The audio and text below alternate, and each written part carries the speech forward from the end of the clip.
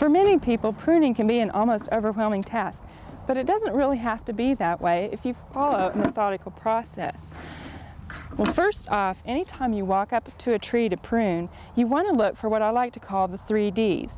That's dead, diseased, or damaged wood, and those always come out no matter what you're pruning. Now here I've got an apple tree, and first of all, we're going to look for some dead wood on this. And you'll notice right here, I have a small piece that's dead. So I want to go ahead and prune that out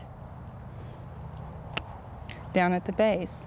Now also on this tree, we've got some tips of this apple that have been nibbled by probably the deer, and they've also got some winter damage and have died back. So we need to prune those back to live wood.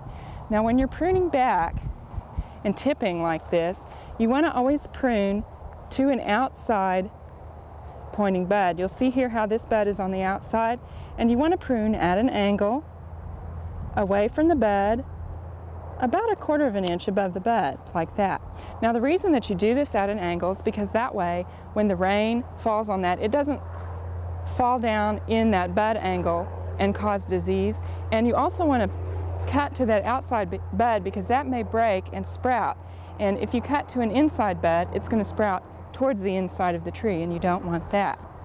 Well, I want to show you here what happens if you don't cut about 1/4 of an inch above the bud, but you actually cut, say, 1/2 an inch.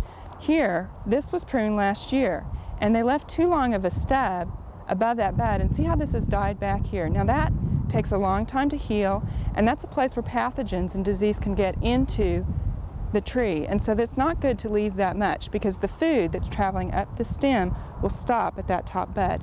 So we want to correct that this year, so we're going to come back and again at an angle cut that out, and that should heal over a little better right there. Now after you've got all the dead, diseased, and damaged wood out, then you want to go back and look for anything that's crossing or rubbing. And here in our apple tree we have a branch that's actually growing towards the inside, and that's something else you want to look for in fruit trees, is a branch that's growing towards the inside of the tree, and it's also crossing here, so I want to take that out. Now when I actually cut this, I want to cut this right up to what's known as the collar of the tree. See how it swells here? You want to cut that to that. Don't cut it absolutely flush with this branch because that means there's more space. Now over here on this side of the tree, I can show you a little closer what I mean when I'm talking about the collar.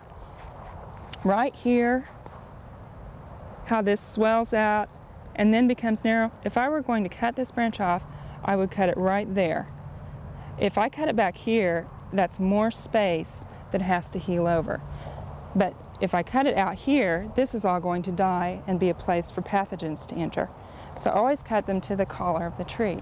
Now this tree actually doesn't need a whole lot of extra pruning. We have an apple here with a central leader, and when you have a central leader tree, if you have some of these side branches coming up and they're competing with your central leader, see they're almost as tall, I'm going to want to cut this one back.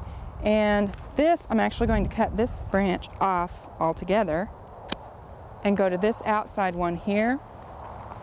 And I'm just going to tip this one back a little bit, like that. Now again, this one, it's growing pretty much straight up. It's competing with the central leader. And so I'm going to cut this one back about here, again, to an outside bud. Now we've got our central leader going. And here we have nice branches. Now this branch right here is actually, it's directly over this branch and also this one. It's going to shade out what's below. So this one probably needs to come off. So we're going to take it off at the collar. And that's it. Now, this tree is pretty much done, which is the nice thing about working with a dwarf fruit tree.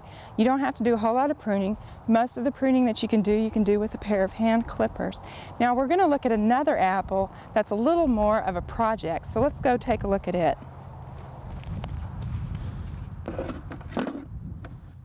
We hope you enjoyed this video. It's part of our OK Gardening Classics YouTube channel. You can also find more recent videos on our Oklahoma Gardening YouTube channel.